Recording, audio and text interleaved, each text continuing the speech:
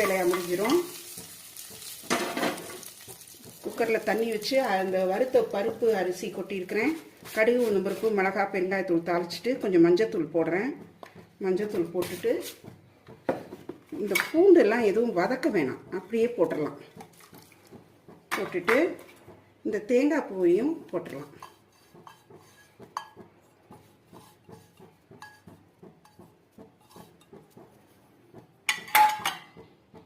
இதுக்கு தேவையான உப்பும் இதிலே போட்டேன். கொஞ்சம் வேணும்னா கொஞ்சம் வெந்தயம் போடலாம். நான் இன்றைக்கி வெந்தயம் சேர்க்கல. ஒரு 1/4 டீஸ்பூன் அளவு வெந்தயம் சேர்க்கலாம். இது இப்போ நல்லா குக்கரில் வேகட்டும். ஒரு நல்லா 3-4 விசில் வரட்டும். வந்ததுக்கப்புறம் இது ப்ரெஷர் அடங்கினதுக்கப்புறம் திறந்து பார்க்கலாம்.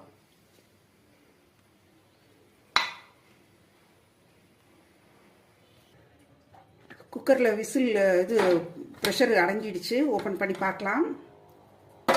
ஆஹா,